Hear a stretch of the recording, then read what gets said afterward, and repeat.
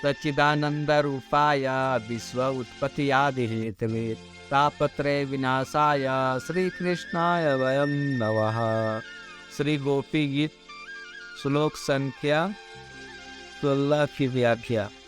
गोपिया कहती है, हे प्यारे श्याम सुंदर, हम अपने पति पुत्र भाई बंधु फूल परिवार का त्याग कर उनकी इच्छा और आज्ञाओं का उल्लंघन करके तुम्हारे पास आई है। हम तुम्हारे एक एक चाल जानती हैं, संकेत समझती है और तुम्हारे मधुर गान की गति समझकर उसी से मोहित होकर यहाँ आई है। कभी इस प्रकार रात्रि के समय आई हुई युवतियों को तुम्हारे सिवा और कौन छोड़ सकता है। गोपिया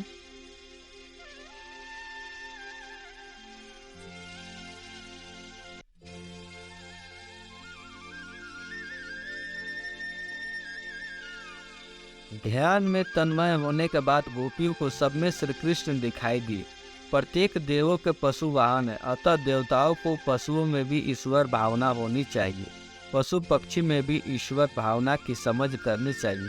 इसलिए प्रत्येक देवों के वाहन पशु पक्षी है। पहले तो प्रत्येक में ईश्वर भावना करे। सब में ईश्वर का अनुभव करने वाला स्वयं ईश्वरमय बनता है। जीव जिसका लगातार ध्यान करे उसकी आकृति उसके मुख पर पड़ती है। इसलिए गोपियों के मुख पर भगवान श्री कृष्ण के समान तेज दिखाई पड़ता है। ये गोपियाँ भी कभी कभी लीला करती है। एक गोपी बाल कृष्ण बनकर कहने लगी, मैं यमुना में जाकर काली को बस में कर लूँगा। दूसरी गोपी काली नाग बन जाती है। अब पहली गोपी दूसरी गोपी के सिर पर चढ़कर जोर जोर से कहने लगी, हे कालिया नाग, यहाँ से तू तुरंत चला जा। मैं कृष्ण हूँ और मैंने दुष्टों का दमन करने के लिए जन्म लिया है। बेचारा सिर पर खड़ा रहना कितना कठिन है। यह तो रास की कथा है। साधारण वक्ता श्रोता यह कथा सुनने का अधिकारी नहीं। गोपियाँ भागवत रूप बनी है। गोपियों के समूह में से अंतर्ध्यान होते समय श्री कृष्ण ने अपने साथ राधा जी को लिया था। आगे जाते हुए राधा जी ने श्री कृष्ण से कहा, अब मुझसे आगे नहीं चला जाता, मैं बहुत थक गई हूँ। यदि आपको मेरी गरज हो तो मुझे अपने कंधे पर बिठाकर ले जाओ। श्री कृष्ण ने कहा, आप मेरे कंधे पर बैठ जाओ।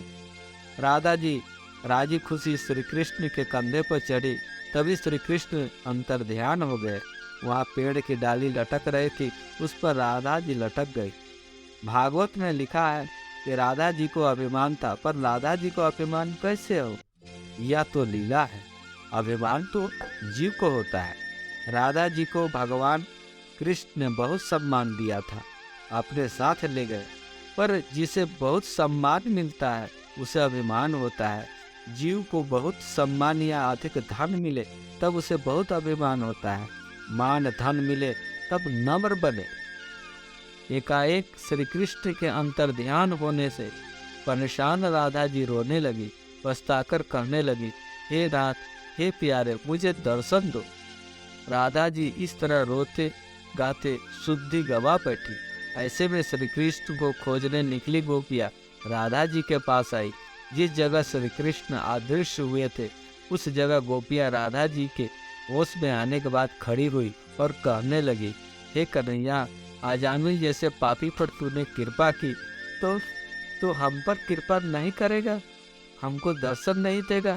एक गोपी इस तरह विनती करने लगी। दूसरी गोपी बोली, हे नाथ, हम तुमसे कुछ नहीं मांगते। हम तो आपकी निर्मूल्य दासियां हैं। हमें किसी प्रकार की आशा नहीं है। हम तुमसे कुछ मांगने नहीं आई। हमारी भक्ति निष्काम है। तीसरी गोपी ने कहा, हे नाथ, मैं समझ गई, आप दयालु नहीं हो, आप निष्ठुर हो। यशोदा जी तो बहुत भोली है। परमात्मा जब संसार में आते हैं तब माया का पति बनकर आते हैं, पर जीव माँ बाप का दास बनकर संसार में आता है। संसार में आने के बाद प्रभु को भी थोड़ी माया की आवश्यकता पड़ती है। कोई भी कार्य बिना माया के नहीं होता। आप व्यवहार के कार्य में माया का उपयोग अवश्य करें, पर माया का दास न बने, क्योंकि जीव जब व्यवहार का कार्य करता है तब होश खो देता है और माया का गुलाम बनता है। माया गुलाम बनाने वाले को रुलाती है। यदि माया का विवेक से उपयोग हो तो माया भक्ति में साथ देती है। संत परमात्मा की सृष्टि में अधिक फेरफार नहीं करते, यदि करते हैं तो बाद में उन्हें पछताना पड़ता है। एक साधु ने अपनी पिटारी में रखे चूहे से बिल्ली और बिल्ली से बाघ बनाया, और बाघ बनने के बाद उसकी बुद्धि बिगड़ गई। चूहे में से बाघ बना साधु को खाने दौड़ा, तब साधु ने फिर उसे चूहा बना दिया। ये चूहे की कथा नहीं, हम सबकी कथा है। परमात्मा ने इस जीव को वनस्पति से मानव बनाया, पर जब मानव बनकर उसने प्रभु की भक्ति नहीं की, तब परमात्मा ने उसे वापस वनस्पति में भेज दिया। अधिकतर यह जीव माता के उदर में से रोता हुआ आता है, माया के लिए हाय हाय करता अंत काल को पहुँचता है। जो प्रभु के लिए जीता है और प्रभु के लिए मरता है, उसकी मृत्यु मंगलमय बनती है। जो दूसरे को सुख देने की इच्छा करता है, वो कभी दुखी नहीं होता। इसके विपरीत जो अपने सुख के लिए ही जीता है, वो कभी सुखी नहीं होता। संसार का सुख क्षणिक है, अंत दुख देने वाला है। ऐसा मानने वाला ही भक्ति कर सकता है। श्लोक संख्या 16। प्यारे, एकांत में तुम मिलन की आकांक्षा प्रेम भाव को जगाने वाले बातें करते थे, ठिठोली करके हमें छेड़ते थे। तुम प्रेम भरे चितवन से हमारी ओर मुस्कुरा देते थे, और हम देखती थी तुम्हारा वह विशाल वक्षस्थल जिस पर लक्ष्मी जी नित्य निरंतर निवास करती है। इससे तब से अब तक निरंतर हमारी लालसा बढ़ती जा रही है, और हमारा मन अधिकाधिक मुग्ध होता जा रहा है।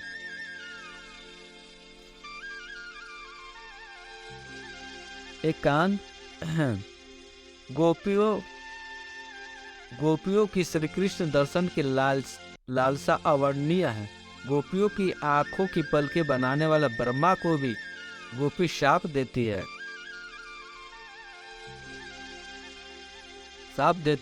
वे श्री कृष्ण को कहती है, ये पलकें भी आपके दर्शन में विघ्न डालती है। नाथ आपके दर्शन करते ये पलकें हिलती है, इससे दर्शन में विक्षेप पड़ता है। इतना अंतराल हमसे सहन नहीं होता। आपका एक क्षण का भी वियोग हमसे सहन नहीं होता। हमें लगता है कि आंखों की पलकें बनाने वाले ब्रह्मा जड़ हैं। यदि आंखों की पलकें न होती तो हम आपके दर्शन निरंतर करती। हे कन्हैया, तेरे दर्शन के लिए कब तक राह देखे? तुझे ढूंढ ढूंढ कर हमारी आंखें दुखने लगी है। नाथ, जब से आप हमें छोड़कर गए हो, तब से किसी भी दिन हमें शांति नहीं मिली। दरस बिन दुखन लागे न, दुख हरने वाले और सुख देने वाले आप कब मिलोगे? कब हमें दर्शन दोगे? विरह वेदना सहन न होने से गोपियों की आंखों से आंसू बहने लगे। अकेले गीत से कोई असर नहीं हुआ। परमात्मा श्री कृष्ण के अकेले गुणगान गाने से भी भगवान श्री कृष्ण प्रकट नहीं हुए, क्योंकि जब प्रभु के दर्शन के लिए आंखें भीग उठे तब परमात्मा प्रकट होते हैं। श्री कृष्ण के लिए गोपियां जब अतिशय रुदन करने लगी तब वह प्रकट हुए। श्री कृष्ण के दर्शन की इच्छा वाली सभी गोपियां बार बार ऊंचे स्वर में रोने लगी। रोकर जब थक गई तब श्री कृष्ण भगवान प्रकट हुए। आप भी श्री कृष्ण दर्शन के लिए गोपियों की तरह रोओगे, तब ये प्रकट होंगे, तब आपको परमात्मा का अनुभव हो गया। गोपियों को निरंतर रोते देकर श्री कृष्ण से न रहा गया। गोपियां अभिमान दूर कर दीन बनी, तभी भगवान श्री कृष्ण प्रकट हुए। भक्त भगवान के लिए रोए, तभी उसे श्री कृष्ण के दर्शन होते हैं। श्री कृष्ण ने गोपियों से कहा, अब मैं आप लोगों को छोड़कर कहीं नहीं जाऊंगा। तब गोपियों को चैन आया। श्रीमद् भागवत के 10वें स्कंद के 31वें अध्याय को लोग गोपी गीत कहते हैं। गोपी गीत के 19 प्रकार के विभिन्न गोपियां गीत गाती है। वे सभी प्रकार वल्लभाचार्य महाप्रभु जी ने बताए। प्रथम गोपी ने जो श्लोक गाया उसे सात्विक राजस कहते हैं, उसने परमात्मा की प्रशंसा की। द्वितीय गोपी ने जो श्लोक गाया उसे सात्विक तामसी कहते हैं, उसमें उसने